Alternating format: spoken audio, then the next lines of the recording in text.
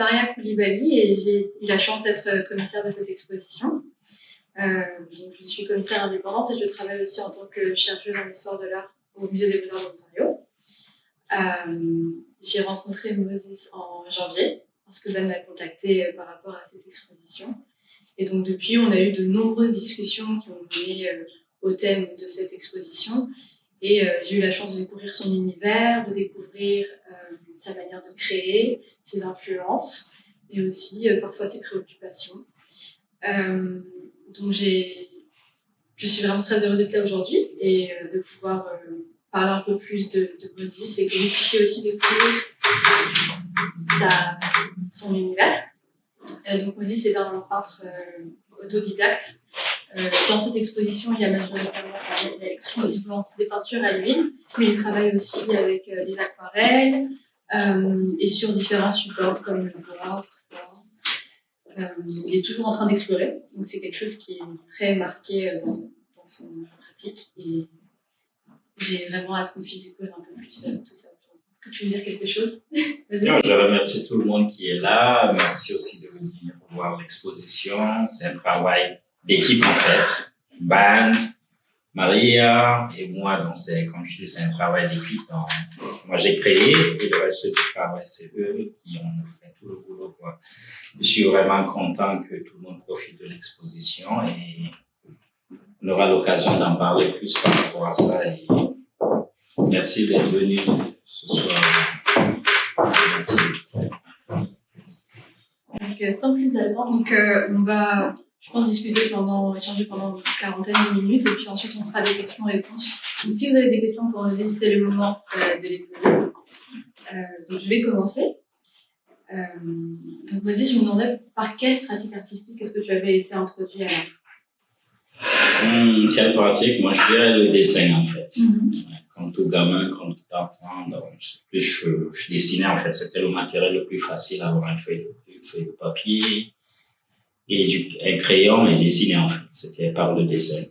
C'était ça, le crayon et sur du papier, en fait. Et est-ce que tu continues de dessiner aujourd'hui? De temps à autre, de temps à autre. Ouais. Surtout quand j'ai une inspiration, ça arrive que je travaille souvent à la maison, juste faire des sketchs et tout. Et souvent, quand j'arrive au studio aussi, quand je suis pas vraiment inspiré, j'essaie toujours de trouver quelque chose à faire, en fait. Parce que je me dis, je sors de la maison, des fois, parce que trouver l'inspiration, des fois, c'est un peu difficile. Ça paraît facile parce qu'on se dit, OK, il a le style, la technique. Chaque jour, chaque temps qu'il se réveille, il a envie de créer comme ça. Non, c'est pas possible. Il y a des fois, t'es à court d'inspiration. Et qu'est-ce que je fais d'habitude quand je suis à court d'inspiration? J'essaie de dessiner, tribouiller quelque chose, se dire au moins j'ai fait quelque chose quand je suis au studio. Donc, quelque part, c'est quelque chose que tu cultives, ton inspiration. Exactement, c'est ça. D'accord. C'est ça, en fait. Et quand tu commences une nouvelle série, est-ce que tu as déjà une idée en tête, tu as un point de départ, ou est-ce que c'est en créant que les idées te viennent? En fait, c'est à deux volets. Parce qu'il y a des fois, c'est OK, j'ai une idée que je quitte avec, je viens au studio, j'arrive au studio avec. Et de là, des fois, les idées changent aussi. En cours de route, tu commences un truc et c'est spontané, ça vient souvent spontané. Donc, c'est juste une exploration, comme je dis toujours, je peux venir avec une idée et je finis par arriver quelque part d'autre, en fait. Donc, c'est un peu ça. Il y a beaucoup d'œuvres dans cette exposition qui ont changé au cours de la préparation de l'exposition, dont l'apparence a changé. Je me demandais, est-ce qu'il y a un moment où tu considères que tes œuvres sont achevées? Avec le figuratif, c'est un peu plus, on pourrait le dire, mais moi je crois qu'une œuvre d'art n'est jamais achevée, en fait. Il y a toujours un truc que tu peux ajouter, il y a toujours un espace que tu as envie de remplir, il y a toujours, en fait, je sais pas comment le définir, en fait. Donc, pour moi, c'est jamais achevé. Jusqu'au jour, peut-être que quelqu'un se dit, OK, j'ai envie d'avoir cette œuvre et tout, mais personnellement, pour l'artiste, une œuvre n'est jamais achevée, en fait. Il y a toujours un truc que tu peux ajouter sur une œuvre, en fait. C'est comme tu peux le détruire aussi en même temps, en fait. Parce qu'il y a des œuvres que c'est fini, ça semble achevé, et le lendemain, tu retournes, tu dis, t'es pas satisfait de ça, et tu reprends dessus, tu recrées. Parce qu'il y a beaucoup de mes œuvres qui, c'est 2 ou 3 œuvres sur en fait. Parce que je suis pas satisfait d'eux et donc c'est un peu ça. Donc une œuvre n'est jamais achevée pour moi, pour l'artiste personnellement. Moi je trouve que c'est jamais achevé. Donc c'est juste une continuité. C'est juste aussi souvent savoir quand est-ce qu'il faut arrêter, c'est tout. Mais sinon, personnellement, c'est un peu ça. Et comment tu sais quand est-ce qu'il faut arrêter? Des fois, il y a ce feeling, en fait. Des fois, c'est par accident aussi. Des fois, je dis, oh, je retourne demain, je continue. Et après, tu dis, je crois que c'est bon. Faut pas faire trop, c'est bon. La dose est parfaite, en fait. C'est un peu ça. On le ressent aussi souvent, c'est un peu ça. C'est comme toute chose dans la vie, en fait. Il y a un moment où on se dit, OK, stop, et c'est ça, en fait. Et même si on a envie de continuer, on se dit, non, c'est bon. C'est tout, en fait. C'est un peu ça. Et quand tu modifies tes œuvres, quels sont les éléments que tu rajoutes? Est-ce que tu changes les expressions? Est-ce que tu ajoutes des détails? Est-ce que tu rajoutes des éléments de décor? Est-ce que c'est un peu tout ça? Ouais, les éléments de décor jouent leur rôle quand même capital dans les œuvres. Par exemple, les fleurs, j'ajoute ça après, en fait. Une œuvre est finie et tout, je trouve où le mettre et tout. Ça vient après, en fait. Je le console pas en avance. Ça vient après. Donc, après, non. Ces petits détails, ça vient après, en fait. Ça vient toujours après. Pas avant. Et on voit beaucoup de fleurs et de motifs floraux dans tes œuvres. Est-ce que ça a une signification particulière pour toi? En fait, les fleurs, c'est intéressant parce que ce côté éphémère, cette beauté, c'est ce côté éphémère des choses, en fait. C'est comme les émotions. On peut le vivre intensement à un moment précis, que ça soit beau ou pas, que ça soit, tu vois. Et du coup, après, ça devient autre chose. Et c'est comme ça que je vois la vie. La vie, elle n'est pas statique. Ça change. C'est comme les fleurs. Tellement beau, et après, ça fane. Mais après, ça régénère. C'est tout un cercle, en fait. C'est ce côté éphémère et ce côté aussi donc de régénération, de tout ça. Et c'est ça, en fait, ce qui me fascine avec les fleurs. Ce côté beauté, dire, OK, on peut. Ce qu'on a aujourd'hui, c'est pas forcément ce qu'on aura aujourd'hui, mais quand on le profite, en fait, on profite de. Donc, c'est un peu ça, en fait. C'est pour cela que j'utilise beaucoup de fleurs pour jouer un peu avec ces émotions, tout ça. Tu disais plutôt que la vie n'est pas statique, et c'est parce que c'est quelque chose qu'on peut voir aussi dans l'évolution de tes œuvres. Tu as connu plusieurs périodes, est-ce que tu veux bien nous en parler un petit peu? Oui, parce qu'au début, en fait, je faisais un peu plus. Quand j'ai commencé, c'était beaucoup des paysages, des portraits, parce que c'est à travers cela que les gens se reconnectaient, se retrouvaient plus facilement. Mais après, il fallait une recherche personnelle. Est-ce que c'était ça que je voulais? Après, je suis poussé un peu à l'exploration. C'est comme je dis toujours, moi, j'explore. Je me limite pas, en fait. Donc, j'étais à une période où c'était d'abord les portraits, les paysages. Et après, je me suis dit, OK, est-ce que je peux pas décaler l'abstraction vue par accident? Et après, je trouvais ce côté un peu mystérieux, ce côté de quelque chose qu'on pouvait pas comprendre absolument, mais que ça poussait plus à la réflexion, en fait. C'est ça qui me fascine avec l'abstraction. Et de là, donc, je décalais un peu. C'est pour cela qu'ici, il y a, par exemple, 2 styles, en fait. Il y a le figuratif qui est un peu plus sur, on voit les traits du visage et tout. Et après, j'ai décalé un peu plus dans ce côté. Il n'y a pas de détail, en fait, mais il y a la mort. Et on voit la forme et tout, mais c'est plus la texture que je privilégie. Et comme ça, ce côté un petit peu de lumière et tout. Là, je joue avec un peu, je décale du côté plus figuratif, dans le figuratif abstrait. Donc, c'est un peu ça, en fait. Parce que la texture, c'est vraiment quelque chose qui, moi, me marque dans tes œuvres. Et j'ai l'impression que c'est quelque chose que tu arrives à faire avec la peinture à l'huile. Est-ce que c'est pour ça que c'est un de tes médiums préférés? Oui, puisque ça me donne un peu cet effet, cette texture, ce côté de toucher la matière, en fait. C'est ce qui me fascine avec la peinture à l'huile. Et aussi le deuxième médium que j'aime, comme j'aime bien l'aquarelle parce qu'il y a cette transparence, cette légèreté. Donc, c'est un peu ce côté aussi plat que j'aime, mais je joue avec les deux, en fait. Je me limite pas. Je dis toujours, moi, j'explore, je me limite pas, en fait. Et quand je travaille sur la toile, d'habitude, c'est toujours la peinture à l'huile, en fait. C'est intéressant parce que la peinture à l'huile et l'aquarelle sont quand même des médiums qui sont très différents dans la manière de les travailler, dans la manière dont ils vont ensuite apparaître. Comment tu arrives à travailler aussi différemment? En fait, le fait que je crois que c'est le fait que je me suis pas limité, en fait. Et surtout en tant qu'autodidacte, j'ai jamais eu cette opportunité d'apprendre ces techniques et tout ça. Donc, c'est par accident, c'est par curiosité. Et là, je suis OK.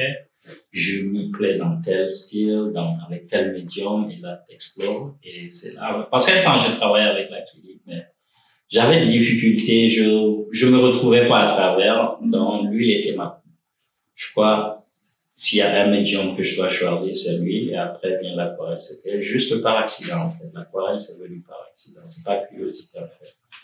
Et là, je dis, ouais, j'aime bien ce médium et tout ça. J'ai essayé le gouache et tout, c'est pour moi, mais l'aquarelle, c'est la transparence, en fait. Et ça demande aussi beaucoup de patience, en fait. Ça paraît trop simple, mais moi, je trouve que c'est plus dur que tout autre médium. Parce que là, ça demande tellement de patience. Des couches pour trouver la transparence, pour tout ça, en fait. C'est une technique qui demande la patience, c'est tout, en fait. Il y a des moments que j'aime ça, en fait. Mais avec lui, je peux travailler du coup et tout. Je me dis, OK, c'est bon. Mais avec l'aquarelle, ça aide. Surtout, je travaille beaucoup quand je suis un peu stressé, quand j'ai envie vraiment d'évader dans les émotions et tout. Je me dis, OK, là, ça me permet de me calmer. Je fais un truc, je fais peut-être en série. Là, j'attends que ça sèche et donc je travaille. Et là, personnellement, c'est une thérapie personnelle, en fait, l'aquarelle. Ouais, c'est une thérapie personnelle. Donc, c'est personnel, en fait. Je le fais pas parce que je dis, OK, il faut absolument que je le fais parce que c'est une thérapie personnelle. Quelque part, l'aquarelle, c'est pour toi. Et c'est exactement. Et à travers, il y a d'autres personnes qui se retrouvent à travers. Et ça, c'est un peu ça. Mais je remarque que l'exploration, c'est quand même quelque chose qui te guide beaucoup. Tu explores aussi beaucoup de thèmes dans les œuvres qui sont présentes dans l'essence. On voit beaucoup de thèmes qui sont autour de la famille, de l'amour, enfin toutes les formes d'amour. Est-ce que toi, c'est quelque chose qui est important pour toi? C'est vraiment important parce que moi, je peux prendre d'où je viens d'abord. Ça fait, les valeurs familiales, ça fait partie de nos valeurs en fait. Donc c'est normal. J'ai grandi comme ça, que ce soit dans mon quartier, que ce soit avec ma famille, que ce soit dans la famille était élargie en fait. Et c'est ça que j'ai surtout ce thème, cette travaux que j'ai fait, c'est pour me reconnecter à vous, en fait. Surtout ayant rencontré toute l'équipe de band et tout ça, j'ai retrouvé un peu ça parce que en 10 ans, c'est ça que j'aurais cherché en fait. Trouver l'équilibre et se dire, OK, venant de quelque part, est-ce que je peux avoir une communauté? En fait, c'est donné, c'est de me reconnecter avec mon histoire mais d'une manière un peu plus différente en fait. Parce que je me demandais aussi, ça fait presque 10 ans que tu vis maintenant à Toronto, comment est-ce que tu continues à sentir ce lien avec le Cameroun? En fait, c'est un rencontre tout africain, toute personne de couleur et tout ça. Quand on discute, je trouve qu'on a une similarité et tout. Et le sens de famille, ça se limite pas seulement à une race où tout le monde le vit, toute ethnie, toute groupe racial. La famille, c'est partout, les émotions, c'est partout. Donc, ça n'a pas de couleur, ça n'a pas. Et je me rends compte qu'on se retrouve d'une manière ou d'une autre. C'est un peu ça. Je me suis jamais déconnecté. J'ai retrouvé ça ici aussi, en rencontrant tout le monde et tout. Et chaque jour, j'en rencontre et tout, on discute et tout. Et je trouve qu'on a des similarités, donc peu importe. Donc, c'est un peu ça aussi. Dans la famille, il y a donc, comme on connaît les parents, les cousins, les frères et sœurs, et il y a un type de frères et sœurs que tu aimes beaucoup dans tes œuvres. Les jumeaux. Les jumeaux, c'est en fait, quand tu grandis autour de toi, tu vois aussi des jumeaux et tout ça. C'est un peu intéressant, en fait, parce que c'est la manière comment on les prend dans nos traditions et tout ça. Ils ont une place importante dans certaines cultures et tout, vraiment. C'est un peu sacré, en fait. Et après, avec la religion, ça a un peu changé, mais toujours, c'est un peu fascinant, en fait, de voir deux personnes identiques, mais plus en grandissant, ils deviennent deux personnes différentes, en fait. Mais donc c'est un peu ce que c'est. Même dans ma famille, il y a quelques jumeaux, donc je connais un peu et je vois, j'ai vu, et autour de moi, j'ai des amis jumeaux aussi. Donc, je vois qu'ils sont différents, mais en même temps, ils sont, cet attachement, tout ça, c'est des petits thèmes que j'aime bien jouer, en fait. C'est pour me reconnecter aussi. C'est une manière. Ici, j'ai pas connu vraiment, mais comme j'en ai plein, que ce soit des amis, que ce soit ceux qui font partie de la famille, tout ça, que ce soit non, je connais plein. Donc, c'est juste une manière de me reconnecter, en fait. Et je me rappelle, lors d'une de nos discussions, tu me disais que dans le nord du Cameroun, par exemple, souvent ils avaient des prénoms particuliers. Par exemple, si tu rencontres quelqu'un qui s'appelle Hassan, tu sais C'est qu'il est automatique. Il y a Hassan, Seini, ça c'est pour les garçons. Et Husseina tout, et Seina tout, ça c'est pour les filles. Donc c'est automatiquement, tu sais, si t'entends Husseina tout, tu sais qu'elle est jumelle en fait. Tu reconnais Hassan, en principe chez nous, c'est automatiquement, il a une Seini. Donc c'est un peu ça en fait. Ça c'est des noms un peu plus. Parce que quelque part, les jumeaux, c'est comme s'il y avait une double identité. Ils sont eux-mêmes, mais ils sont aussi jumeaux et ils seront jumeaux toute leur vie. Toute leur vie, exactement. Et c'est ça en fait. Okay. C'est ça. Et donc, dans les œuvres qui sont présentes dans Essence, donc il y a tout ce thème de la famille, mais ce sont tous des portraits. Est-ce que tu peux nous en dire plus sur ces sujets de tes portraits? Est-ce que c'est des personnes que tu as déjà rencontrées? C'est le fruit de ton imagination? Qui sont-ils? En fait, c'est pas des personnes que j'ai rencontrées, c'est juste le fruit de ma pure imagination, en fait. En fait, parce que quand je fais du figuratif, en fait, c'est parce que j'ai eu une expérience dans l'illustration, en fait. J'ai travaillé avec quelques groupes et tout ça, donc t'as une histoire à raconter. Bon, ils avaient des histoires, surtout quand ils travaillaient dans des villages et tout ça. La meilleure façon c'était plus avec les illustrations, de passer le message. Et ça, ils avaient des histoires et là, il fallait le prendre en illustration. Et de là, j'ai eu ce background, comme on dit. Et là, pour mes personnages, c'est la même chose que je fais en fait. Des fois, je commence sans avoir une idée où est-ce que ça va finir. C'est à la fin que je me dis, OK, c'est ça que je vais. Après, j'essaie de trouver un titre et tout ça. J'essaie de me connecter avec l'œuvre que j'ai créée en fait. Parce que je quitte d'une idée un peu plus abstraite, d'une idée incertaine et tout ça. Et en fin de compte, je contemple l'œuvre et tout ça. Et j'essaie de trouver l'équilibre et trouver un titre à l'œuvre en fait. C'est comme je redécouvre mon œuvre après avoir fini l'œuvre en fait. C'est pas comme si je quittais d'une idée que, OK, pour la famille c'est un peu plus facile, mais pour les portraits individuels c'est comme ça d'habitude que ça se passe. Donc c'est un peu ça. Pour les couples, famille, ça c'est simple en fait. Tu vois et tout, et c'est plus facile de trouver un titre ou deux. Mais pour les personnages individuels, c'est un peu plus d'habitude, un peu plus compliqué parce que là tu finis une œuvre et tu commences, OK, comment est-ce que je vais me reconnecter? Des fois, ça prend des jours, en fait. Des fois, ça prend peut-être des mois. J'ai une œuvre, je ne sais même pas quoi. J'essaie de me connecter avec l'œuvre que j'ai créée, en fait. Parce que moi, j'ai créé dans un instant précis, dans un moment précis. Et après, OK, je laisse le temps aussi faire sa part, en fait. Et ce processus de connexion avec l'œuvre que j'ai créée, c'est plus important, en fait. Et ça, c'est quelque chose que j'ai appris à cultiver avec le temps. Parce qu'avant, que je savais ce que je faisais, et plus quand je suis rentré dans cela, je suis arrivé à ce niveau, je dis, OK, il faut que je laisse l'œuvre entrer à moi que de forcer, en fait. Donc, c'est un peu, c'est comme ça que je navigue souvent. Quelque part, ce processus de connexion, tu le recrées aussi pour les personnes qui observent ces œuvres, qui les admirent. C'est en fait ça le but, en fait. Parce que ce que je vois, c'est pas forcément ce que toi tu vois, en fait. La connexion que tu as avec une œuvre, c'est pas la même connexion que j'ai. Chacun, c'est subjectif, en fait. C'est un peu ça, je donne cette liberté. Moi, je mets toujours freedom, liberté dans tous mes trucs parce que je me dis, moi, je t'offre un truc et c'est à toi, en fait, d'avoir cette liberté d'interpréter comme tu veux. Le reste, c'est pas ça. Moi, je suis quitté d'une idée, mais si toi, tu te connectes différent, c'est normal, en fait. Tout est subjectif. C'est un peu ça. Et c'est peut-être pour ça aussi que quelque part, tu aimes autant travailler avec l'abstraction, c'est que c'est un style qui est assez libre dans l'interprétation comme dans la création. Alors, c'est un peu ça, ouais, c'est vrai. Parce que l'abstraction, ça te limite pas, en fait. Ça, c'est vrai qu'on a présenté toutes les œuvres qu'on a présentées, c'est du figuratif et tout, mais j'ai des travaux aussi qui dégoûtent et ça fait partie de mes projets futurs, en fait. Décaler, aller du figuratif abstrait, travailler de l'abstraction figurative et de l'abstraction pure, en fait.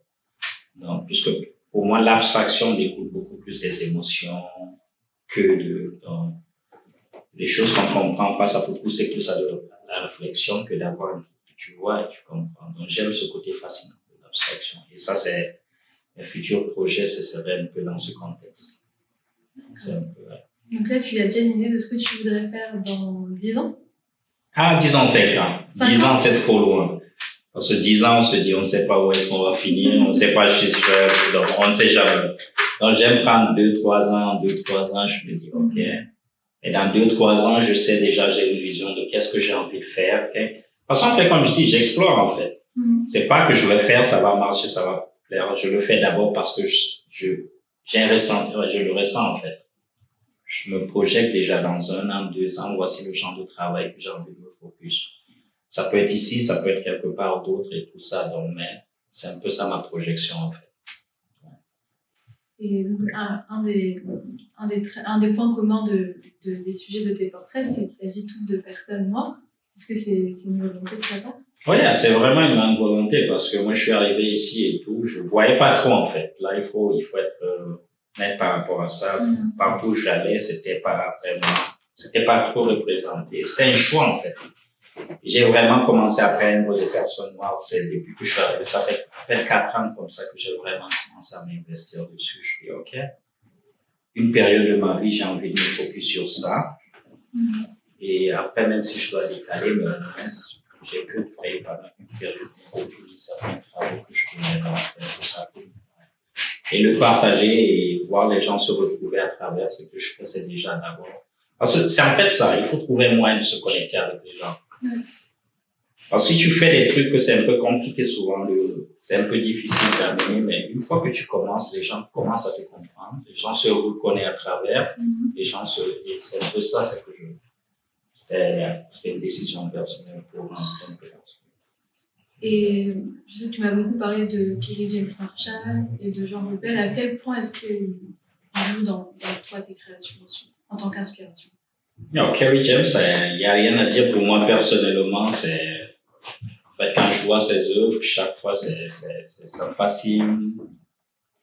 Et l'avoir écouté dans les documentaires et tout ça, parler un peu de ses inspirations, c'est un peu la même démarche que j'ai suivie un peu plus dans les représentations figuratives. C'est la même chose que je disais en fait.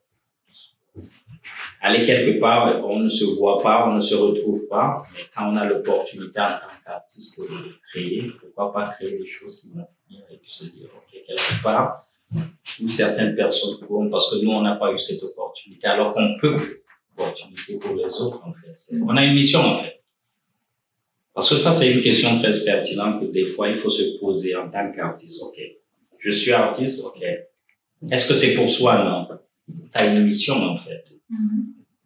Et cette mission, c'est pour les autres, c'est pas pour soi. Est-ce que tu as une voix? Et comment est-ce que je peux impacter? Comment est-ce que je peux influencer? Comment, en fait, toutes ces petites questions, comment ça se pose dans et tout. Et ça, c'est ce côté que Kerry James Marshall m'a vraiment apporté dans mon travail et surtout le côté figuratif et tout, représentation de personnes de couleur et tout. Et avec Léopel, comme je dis, c'est un peu plus la technique aussi. Surtout avec le couteau, la technique au couteau. Et là, ça donne plus de mouvement, plus de texture et tout. Dans mes peintures abstraites, c'est un peu plus ce que j'utilise. Et c'était arrivé par accident, en fait. Moi, je travaillais juste par instinct. C'était des amis qui me disent, mais est-ce que tu connais tel artiste? Je dis, ben, moi, je ne connais pas. Il s'appelle Yopel et il faudrait que tu cherches, tu vois. Je dis, OK. Il dit, ouais, les œuvres que tu as créées, ça, c'était à l'époque, je sais pas, 6, 7, comme ça. Je dis, ah, intéressant. J'aurais fait une petite série d'œuvres abstraites, de couteaux et tout ça, et la texture, et c'est là, ouais, quand je commençais à faire des recherches, je dis, ouais. J'adore ce travail et tout. J'ai commencé à faire un peu de recherche sur lui. Et quand je suis arrivé ici, j'ai eu l'opportunité de voir une exposition de Léopel et Juan Michel à Egio. C'était fascinant, en fait. Et ils avaient dans leur collection, ils avaient une grande œuvre de Léopel. Je pouvais pas m'en passer. J'allais 2-3 fois à Egio juste pour me contempler. L'œuvre était immense et je me submergeais dans l'œuvre. Je pouvais juste aller là, je passe 30 minutes, 45 minutes, après je rentre. C'était juste ce que je voulais voir, rien d'autre en fait. Ça me fascinait et cette connexion avec ces œuvres, c'est incroyable. Après, il y a eu d'autres artistes que j'aime bien, que je respecte et tout, mais les deux, c'est vraiment, je sais pas, il y a plein aussi. Tu disais un peu plus tôt que tu avais envie d'avoir un impact. Dans ton article, vous avez une mission. Est-ce que tu trouves que tu as un impact avec peut-être d'autres générations d'artistes ou d'autres personnes qui aimeraient pouvoir faire de l'art? Oh, yeah. Franchement, je dis, bon, moi, je prends l'exemple d'où je viens d'abord. Parce que quand je vois, moi, j'ai pas eu la chance de côtoyer des artistes vraiment, quelques-uns, mais pas vraiment, qui étaient vraiment des artistes dans la région, parce que moi, je viens d'une région un peu reculée du Cameroun et tout. Mais quand j'ai commencé, j'ai pu rencontrer quelques-uns et tout ça, un ou deux mentors qui m'ont aidé et tout. Et quand je suis retourné, quand j'étais déjà ici, je suis retourné, bon, quand j'étais déjà même ici, il y avait des jeunes artistes. Le fait qu'ils allaient peut-être quelque part, ils voyaient une de mes œuvres et tout ça, ça les fascinait, ça les inspirait. Le fait qu'ils me contactaient vraiment, on adore ce que tu as fait, ce que tu fais, vraiment, t'as un conseil et tout. Il y avait un suivi les 4 premières années avant que je ne retourne au Cameroun, des artistes que j'ai connus, qui commençaient vraiment. Et là, quand je suis retourné, je les ai rencontrés, on a discuté, on a discuté tout ça, on a gardé des contacts et tout. Ben, aujourd'hui, je retourne, je vois qu'ils font bien. Ils exposent dans des galeries en Europe et tout ça, ils voyagent, ils exposent et voir déjà le niveau qu'ils sont et ils le reconnaissent. Ils disent vraiment c'est grâce à toi et déjà moi je me dis ma mission elle est déjà. Et ça vraiment des fois je me dis ben si je suis pas là demain moi j'ai fait ma part en fait. Si chacun fait sa part c'est simple en fait. Et là je vois que la région ça change en fait. Moi j'ai pas eu des opportunités comme eux ils en ont maintenant et le fait d'avoir des opportunités, avec cette visibilité, avec les réseaux sociaux, les choses ont changé. Moi, à mon époque, il n'y avait pas ça. Et ça, c'est quelque chose que j'essaie de dire. Prenez avantage de ça, profitez vraiment et tout. Si vous avez besoin de un conseil, je suis là. Et déjà, de voir 2 ou 3 réussir comme ça, moi, je me dis, c'est ça, en fait. Et eux, de leur part, ils commencent déjà à impacter parce qu'ils inspirent ceux qui sont sur place. Donc, je me dis, c'est pas une personne qui peut tout changer. C'est toute une chance, en fait. Donc, c'est un peu ça.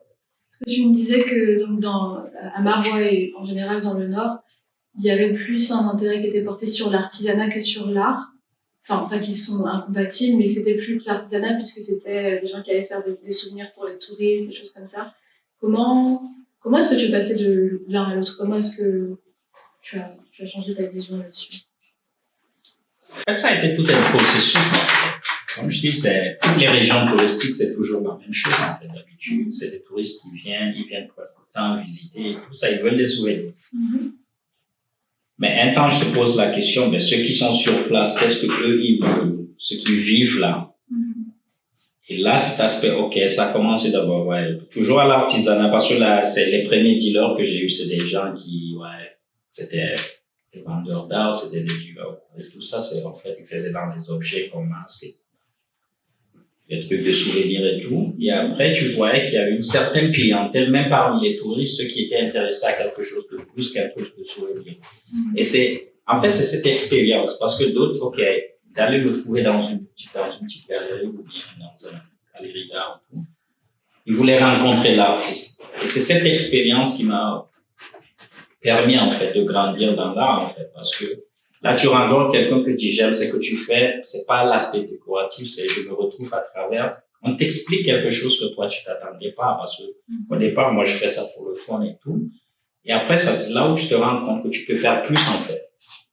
Tu peux porter une voix, tu peux raconter une histoire, c'est un peu ces petits, et c'est là où ça m'a forgé, ça m'a permis d'être ce que je suis, parce que c'est de là que tout est, et c'est les autres, en fait. C'est les autres qui font de nous ce qu'on est, c'est pas nous qui faisons. Tu vois, c'est toujours ça, en fait. C'est les autres. Moi, je mets toujours les autres. Je suis reconnaissant pour ça. Seul, on ne peut pas arriver. On a toujours besoin des gens autour de nous encourager, de nous motiver et tout, en fait. Donc, c'est un peu ça. C'est les autres, en fait, qui m'ont poussé à arriver à ce niveau. Et quand tu vois autour déjà, les gens commencent à croire en ce que tu fais, se disent, ok, c'est plus que juste un truc que je peux avoir. Je me connecte avec. Et là, c'est même l'entourage aussi. Avec le temps, l'entourage commence à se dire, oh, j'aimerais bien avoir ça. J'ai eu des collectionneurs qui étaient des amis ou bien. Ils pouvaient pas se le permettre d'investir, se dire, ok, je vais acheter un truc et tout ça. Ben, c'est un peu cher, mais quand même, je me connecte avec. Parce que le fait de passer chez moi chaque fois, de voir une œuvre accrochée au salon quelque part, pour lui, se connecte inconsciemment, en fait. C'est un peu ça avec les œuvres d'art. C'est un peu ça. Moi-même, j'ai appris, en fait. C'est les autres qui m'ont appris beaucoup. Ouais. J'ai appris des autres. C'est même pas moi. Moi-même, ouais. Donc, c'est un peu ça, en fait. Et par rapport à la liberté, c'est un peu contradictoire, mais j'ai l'impression que tu t'imposes la liberté dans ta création. T'imposes la liberté dans les thèmes que tu veux traiter, dans ce genre de choses. Tu veux pas être dans un piège où tu vas continuer à faire ce qui te plaît, mais ce qui ne te parle plus. Est-ce que ça t'est déjà arrivé de te trouver dans cette situation? Oui, au début, c'était ça, parce qu'au début, tu fais ça pour plaire, parce que les gens apprécient quelque chose et tu te dis, OK, je vais juste rester sur. Le jour que tu décales, tu fais des trucs juste, et ça devient un problème. Parce qu'en fait, je me dis, tout s'arrache, tout s'impose. Au départ, quand c'est un peu nouveau, les gens sont habitués à un truc que tu avais l'habitude d'offrir, et une fois que tu changes, les gens ont. Le changement, c'est, je dis toujours que c'est une voie un peu plus, une voie quand même difficile à prendre d'habitude. Parce qu'il faut oser, il faut se dire qu'on va perdre beaucoup de choses, mais qu'on va gagner aussi. Donc, mais ça prend du courage et du sacrifice aussi, en fait. C'est un peu ça. Au départ, je faisais d'abord des choses. Après, quand je décalais, je me disais, les personnes qui étaient censées comprendre ce que je faisais venaient naturellement, en fait. Donc, c'est un peu ça. C'est un peu ça. Et le jour où tu perds vraiment, parce que quand je parle de liberté, c'est dans le sens d'être soi, d'être vrai dans ce qu'on fait, pas pour les autres, en fait. Parce que les autres, ils s'en foutent, en fait. Un temps, moi, je le dis toujours, parce que si tu es honnête envers toi, les personnes censées te comprendre vont te comprendre. Mais si tu le fais juste pour un groupuscule qui aime ce que tu fais parce que tu fais ce qu'ils veulent que tu fasses, là, je crois que ça devient un peu compliqué, en fait. C'est là où ça devient un peu compliqué. Donc, c'est un peu ça. Donc, quand je parle de liberté, c'est toujours être frère, faire ce que tu as envie de faire, sans se fixer de bornes, se dire c'est juste une aventure, en fait. Et après, les personnes qui sont censées être là, comprendre ce que tu fais, vont venir naturellement, en fait. Donc, c'est un peu ça. Merci beaucoup, Osès. Merci. Merci à vous.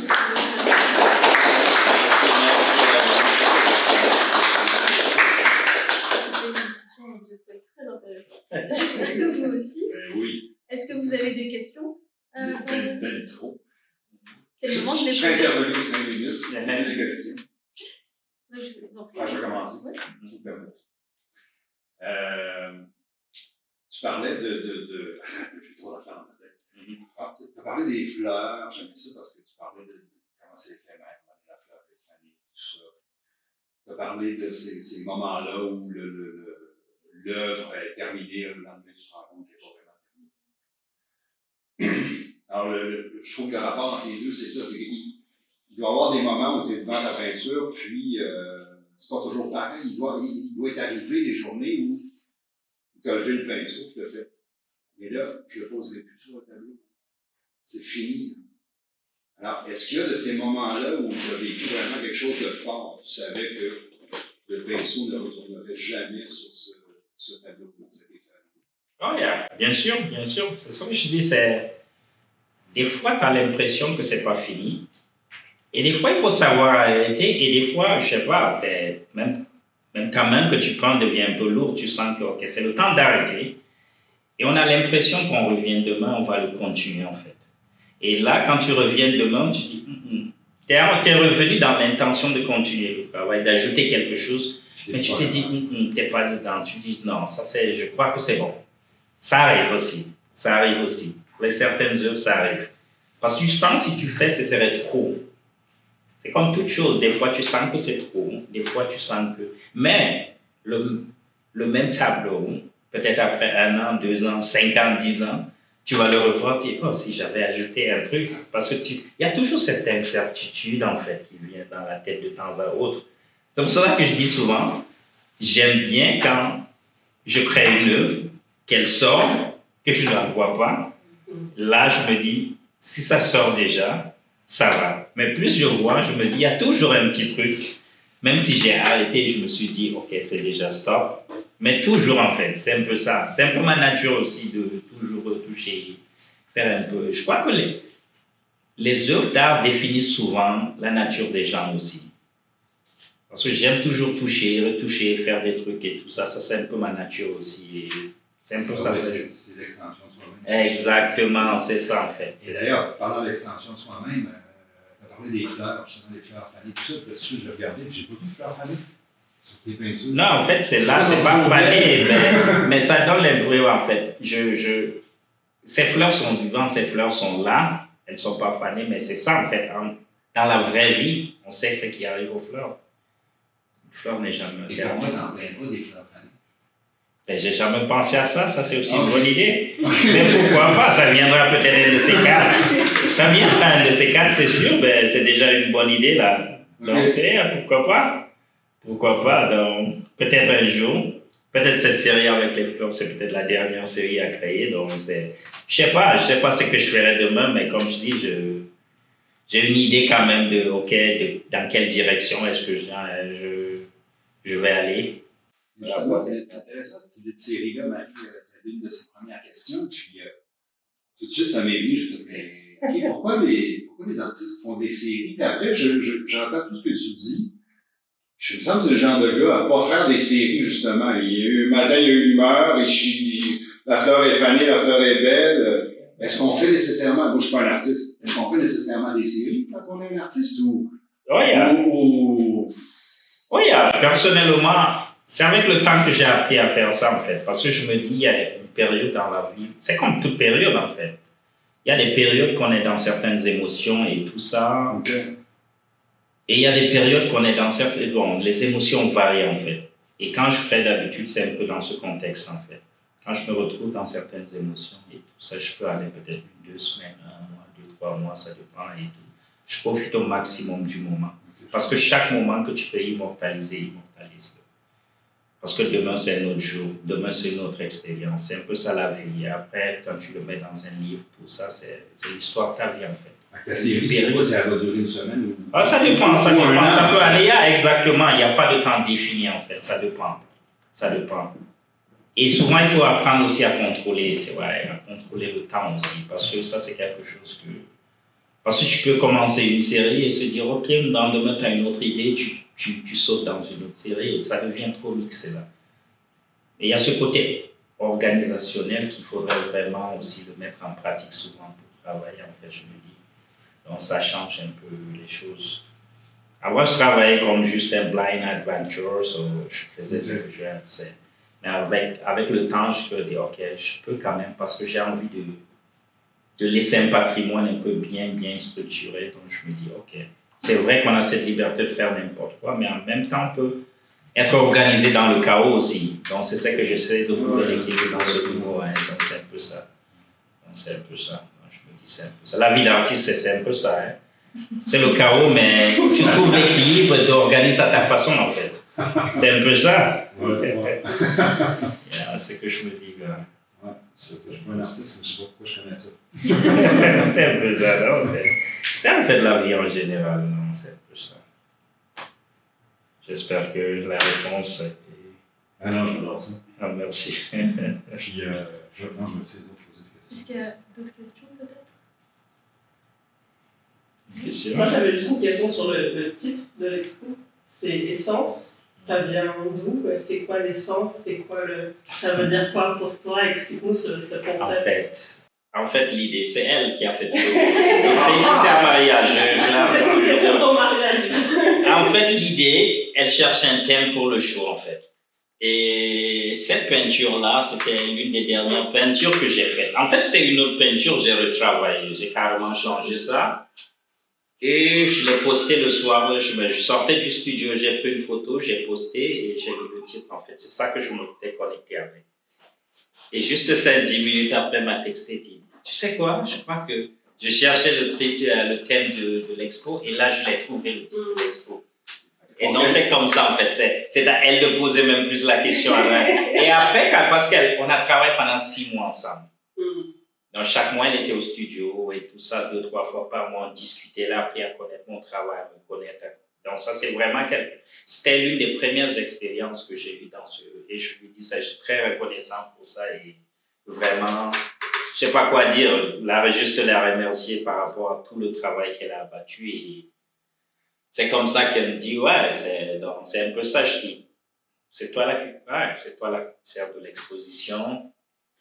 Fais comme tu veux. Moi, j'ai créé les œuvres.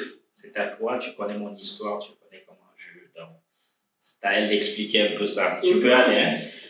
Organiser que c'était. Yeah, exactement. Il faut de le crédit là où le crédit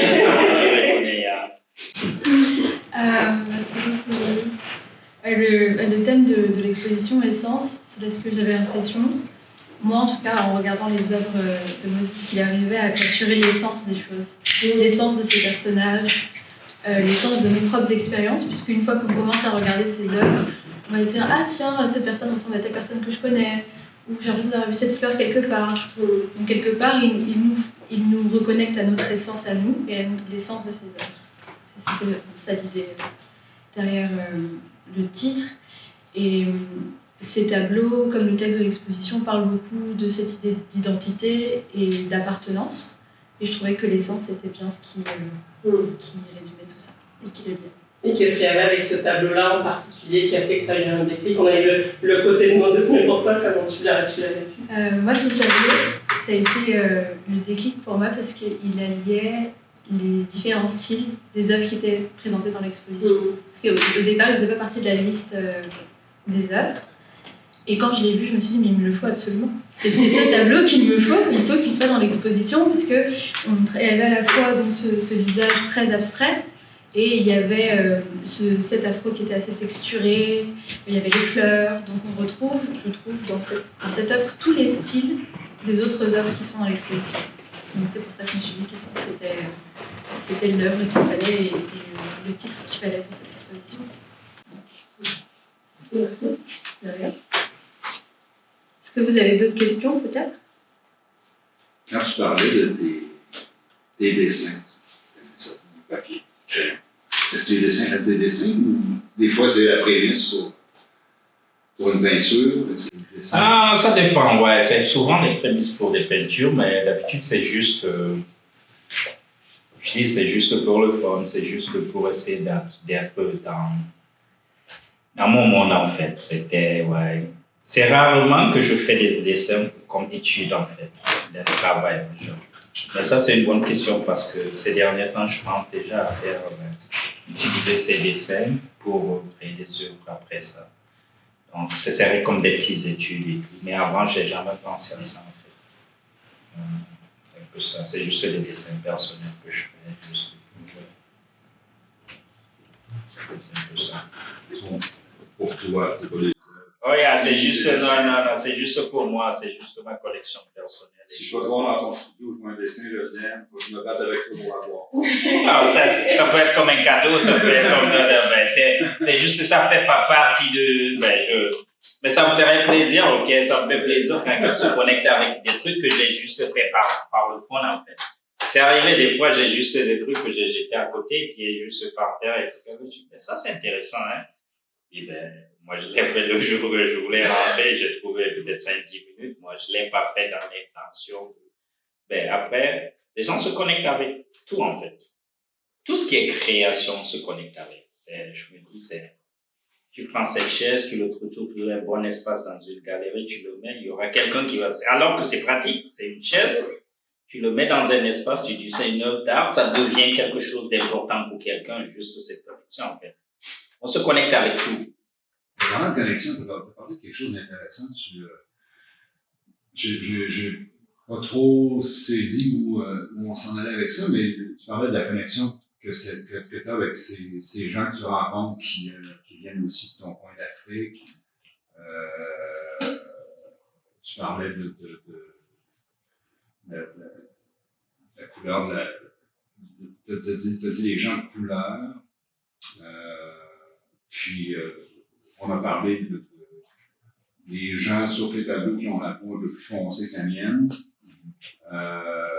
Puis moi, je parle de ma perspective. Moi, j'ai jamais vu la couleur de peau des gens. Moi, j'ai eu une connexion avec un ami d'Angola. On s'est rencontrés 5 minutes après.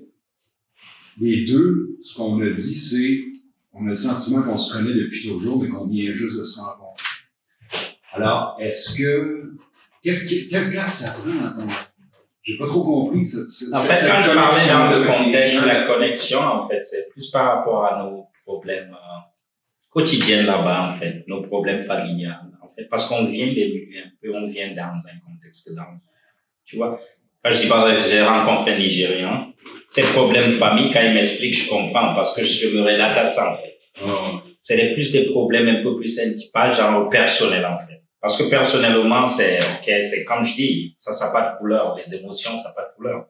Tu peux être gris, tu peux être violet, les émotions, c'est humain, en fait. Ça, c'est un côté humanitaire. Donc, les émotions, ça n'a pas de couleur. Mais quand je parlais des problèmes avec des gens comme moi qui viennent d'Afrique ou bien des immigrés, tout ça, on a ces problèmes de famille, ces problèmes que quand on essaie de discuter dessus, on se rend qu'on a presque les mêmes problèmes, en fait. On se comprend de ce niveau. Par exemple, comment soutenir la famille, il y a ce poids que la famille a une place tellement importante et toutes ses valeurs et tout. Là, on se retrouve à travers ça, en fait. C'est de ça que je parlais. Donc, c'est un peu ça. Même par exemple, certaines histoires de famille, certaines histoires d'enfance et tout, on se rend compte parce que le contexte est différent. Quelqu'un qui a grandi ici et quelqu'un qui grandit en Afrique, moi j'ai grandi peut-être dans un endroit un peu plus reculé et tout. Je me sentirais plus proche de quelqu'un qui a grandi au Nigeria, qui est voisin et qui a grandi aussi à côté d'un village. Ici, les villages ont un contexte différent. Chez nous, les villages, c'est un village. Tu comprends ce que je dis? Cette expérience de l'enfance que moi j'ai vécue, quelqu'un qui le vit, va jamais le vivre en fait. Mais moi, quelqu'un qui a vécu au Nigeria, qui a vécu en Côte d'Ivoire, au Ghana, ou tout ça, ou bien quelque part au Caraïbes et tout, va se connecter d'une manière ou d'une autre avec. Donc, tu vois un peu ce que je dis. Donc, c'est un peu ça. Donc, c'est toutes ces petites histoires et tout ça c'est de ça que je parlais, en fait. C'est de ça que je parlais. Ouais. En tout cas, merci beaucoup. Je pense qu'on est arrivé à la fin du temps des questions. C'était un plaisir de vous avoir avec nous aujourd'hui. J'espère que vous avez aimé cet événement et qu'on vous verra plus souvent aux événements de Vannes. L'exposition est ouverte jusqu'à fin septembre, le 23 septembre. Et il y aura un autre artiste en anglais, le 23, avant qu'on ferme. Merci beaucoup d'être venu. J'espère que vous avez Merci. Oh oui, bien sûr. Toutes les œuvres qui sont présentées aujourd'hui sont à vendre.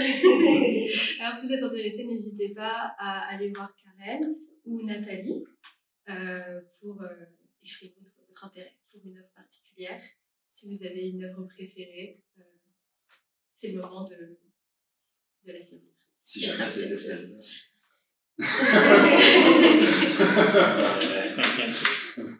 Et donc voilà. Et n'hésitez pas à suivre Ben sur les réseaux sociaux pour savoir ce qu'ils vont faire ensuite. Pour les événements comme pour les prochaines expositions. Il y a une exposition ensuite qui sera après Moses avec Eiko qui pourrait vous intéresser aussi. En tout cas, voilà. Merci beaucoup. Merci.